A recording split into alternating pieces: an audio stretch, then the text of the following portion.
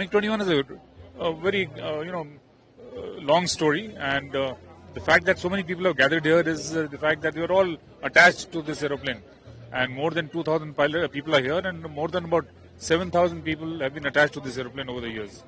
As far as India is concerned, maximum number of aeroplanes flown on a fighter type, and that is the MiG-21.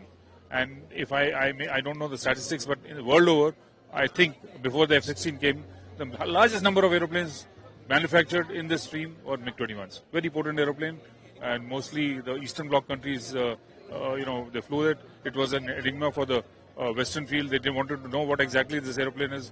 Very sleek, very thin, and very rarely picked up on the radars, and it could do its job very well.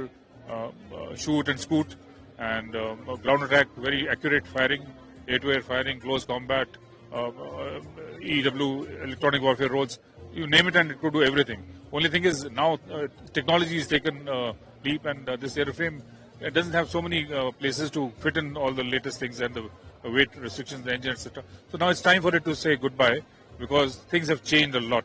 But as far as the aeroplane is concerned, it's still fly worthy. If somebody, a big guy wants to take 10 or 12 of these and start flying these aeroplanes, probably they'll carry on for another 20 years.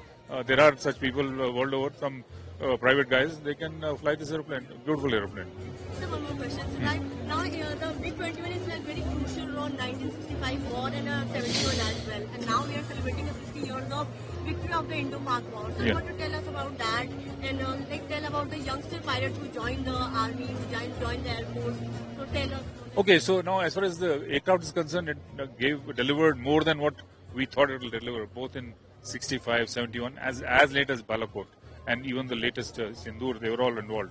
So now the point is, everything has its age, fine.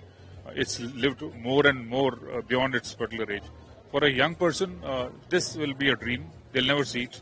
But these are the stepping stones of the Indian Air Force. Today we are going to be almost the most powerful Air Force in this part of the world, and third largest to fourth largest, third largest economy, fourth largest Air Force.